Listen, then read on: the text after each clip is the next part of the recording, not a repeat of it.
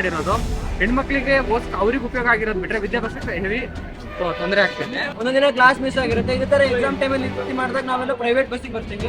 ದುಡ್ಡು ಕೊಟ್ಟು ನಾವು ಪಾಸ್ ಮಾಡ್ಕೊಂಡಿದ್ದು ವೇಸ್ಟ್ ಆಗುತ್ತೆ. ಸರ್ಕಾರ ಬಂದು ಹಾಳಾಗೋಗಿದೆ, ಸಮಾನ ಮಾಡ್ಬೇಕಾಯ್ತು. ಎಲ್ಲರೂ ಈಕ್ವಲ್ ಆಗಿ ಮಾಡಬೇಕು, ಅವ್ರಿಗೆ ಮಾತ್ರ ಫ್ರೀ ಮಾಡಿ ಇವ್ರಿಗೆ ಇದು ಮಾಡಿದ್ರೆ ಅನ್ಯಾಯ. ಈ ದಿನ .com ನಮ್ಮ ಕರ್ನಾಟಕ ನಡೆದ 50 ಹೆಜ್ಜೆ ಮುಂದಿನ ದಿಕ್ಕು ಎಂಬ ವಿಶೇಷ ಸಂಚಿಕೆಯನ್ನು ಹೊರತಂದಿದೆ. ಈ ವಿಶೇಷ ಸಂಚಿಕೆಯನ್ನು ಖರೀದಿಸೋಕೆ ಈ ಕೆಳಗೆ ಕಾಣಿಸ್ತಾ ಇರೋ ನಂಬರ್ನ ಸಂಪರ್ಕಿಸಿ. ಗಂಡು ಮಕ್ಕಳಿಗೆ ಭೇದ ಮಾಡಬಾರ್ದು, ಎಲ್ಲರೂ ಈಕ್ವಲ್ ಆಗಿ ಮಾಡಬೇಕು, ಅವ್ರಿಗೆ ಮಾತ್ರ ಫ್ರೀ ಮಾಡಿ ಇವ್ರಿಗೆ ಇದು ಮಾಡಿದ್ರೆ ಅನ್ಯಾಯ.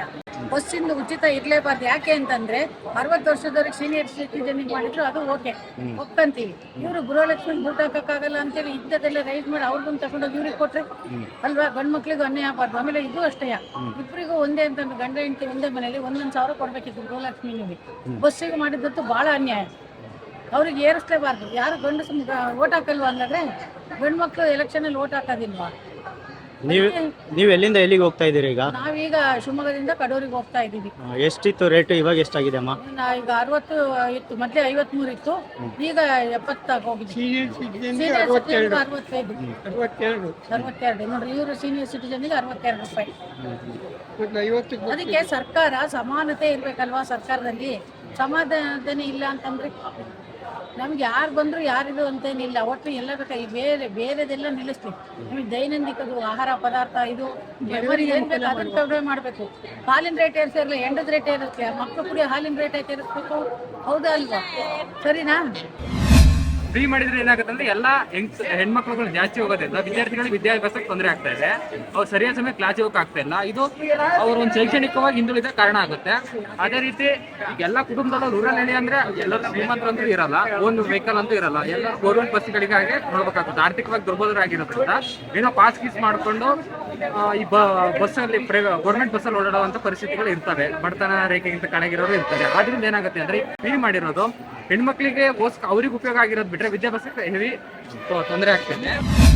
ವಿದ್ಯಾಭ್ಯಾಸ ಮೇಲೆ ತುಂಬಾ ಹೊತ್ತ ಬೀಳುತ್ತೆ. ಮುಂದೆ ಬರೋ ಅಂತ ಪೀಳಿಗೆಗೆ ನಾವು ಯಾವುದೇ ರೀತಿ ಸಂಪನ್ಮೂಲ ಉಳಿಸಕ್ಕೆ ಆಗಲ್ಲ. ಯಾಕಂದ್ರೆ ಇವ್ರು ಸಾಲ ಮಾಡಿ ಮಾಡಿ ಮಾಡಿ ಇಟ್ಟಿರ್ತಾರೆ. ಎಲ್ಲಿಂದ ಎಲ್ಲಿಗೆ ಹೋಗ್ತಿದ್ದೀರಾ ನೀವು? ನಾನು ಚೌರಡಿಯಿಂದ ಬರ್ತೀನಿ KSRTC ಬಸ್ ಅಲ್ಲಿ. ಬೆಳಿಗ್ಗೆ 8:20 ಬಸ್ ಬಂದ್ರೆ ಫುಲ್ ರಶ್. ಈ ಕಡೆಯಿಂದ ರಶ್, ಆ ಕಡೆಯಿಂದ ರಶ್. ಸಾಕಷ್ಟು ಬಸ್ ಇದೆಯಾ ಚೌರಡಿಯಿಂದ? ಸಾಕಷ್ಟು ಬಸ್ ಇದೆಯಾ? ನಾವು ಬ್ಯಾಗ್ ಹಾಕೊಂಡ್ರೆ ಮಾತ್ರ ಸೀಟ್ ಸಿಗೋದು. ಗೌರ್ಮೆಂಟ್ ಬಸ್ ತುಂಬಾ ಇದೆಯಾ? ಬಸ್ ತುಂಬಾ ಅಂದ್ರೆ ಟೈಮಿಂಗ್ ಕರೆಕ್ಟ್ ಆಗಿ 8:20 ಬಂದ್ಬಿಟ್ರೆ ನಮಗೆ ಸಿಗೋದೇ 8:40 ಬಸ್ ಸಿಗುತ್ತೆ. ಆದ್ರೆ ಬಸ್ ಅಲ್ಲಿ ನಮಗೆ ನಿಲ್ಸೋದೇ ಇಲ್ಲ. ಯಾಕಂದ್ರೆ ಜಾಗ ಇರಲ್ಲ ಅಂತ ಹೇಳಿ ನಿಲ್ಸೋದೇ ಇಲ್ಲ. ರಶ್ ಆಗಿರುತ್ತೆ ಅಷ್ಟು.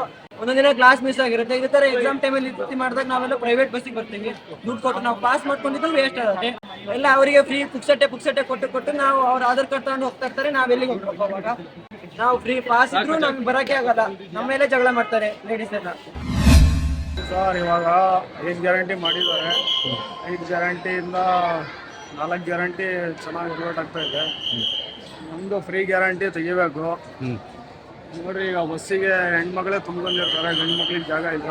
ಇವಾಗ ಬೇರೆ ರೇಟ್ ಜಾಸ್ತಿ ಮಾಡಿದ್ದಾರೆ. 2-3 ಬಸ್ ಬಂದರೂ ಜಾಗ ಸಿಗಲಿಲ್ಲ. ನಾವು ಕಾಯಬೇಕು ಸೀಟ್ ಸಿಗೋಕ್ಕಿಂತ. ಸೀಟು ಸಿಗಲ್ಲ, ಬಂದೇ ಹೋಗ್ಬೇಕು. ಇದು ಬಸ್ಸಿಂದ ಗ್ಯಾರಂಟಿ ತೆಗಿಬೇಕು ಸರ್. ಇದು ನೀವು ಎಲ್ಲಿಂದ ಎಲ್ಲಿಗೆ ಹೋಗ್ತಾ ಇದ್ದೀರಿ ಸರ್? ನಾವು ಶಿವಮೊಗ್ಗದಿಂದ ಶಿಕಾರಿಪುರ ಹೋಗ್ತಾ ಇದ್ದೀವಿ. ಎಷ್ಟಿತ್ತು ಸರ್ ರೇಟ್? ಇವಾಗ ಎಷ್ಟಾಗಿದೆ ಸರ್? ರೇಟ್ ಎಷ್ಟಿತ್ತು, ಇವಾಗ ಎಷ್ಟಾಗಿದೆ? ಮೊದಲೇ 60 ರೂಪಾಯಿ ಇತ್ತು, ಈಗ 15% ಜಾಸ್ತಿ ಮಾಡಿ 70 ರೂಪಾಯಿ 75 ರೂಪಾಯಿ ಮಾಡಿದ್ದಾರೆ. ನೀವೇನು ಕೆಲಸ ಮಾಡೋದು? ನಾವು ಕೂಲಿ ಕೆಲಸ ಸರ್. ಈಗ ತುಂಬ ತೊಂದರೆ ಆಗಿದೆ. ಹೆಣ್ಣು ಮಕ್ಕಳಿಗೂ ಜಾಗ ಇರಲ್ಲ ನಿಂತ್ಕೊಳ್ಳೋಕೆ.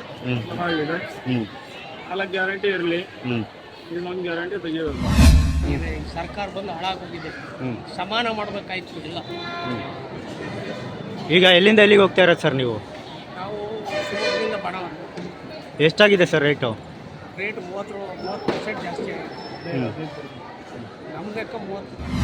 ಸರ್ಕಾರದ ಅನುಕೂಲಕ್ಕೋಸ್ಕರ ಜನಗಳು ತಿನ್ನೋದು ಫ್ರೀ ಟಿಕೆಟ್ ಅಂತ ಮಾಡಿದಾರಲ್ಲ, ಅದೆಲ್ಲ ಇದೇ ದುಡ್ಡಿಂದ ಫ್ರೀ ಟಿಕೆಟ್. ಅಂದರೆ ಫ್ರೀ ಟಿಕೆಟ್ ಏನು ಅನ್ನಿಸ್ತಿಲ್ಲ ಯಾರಿಗೂ. ಇದೇ ಥರ ಮಾಡಿದರೆ ಸುಮ್ಮನೆ ಸಾರ್ವಜನಿಕರಿಗೆ ತೊಂದರೆ ಆಗುತ್ತೆ.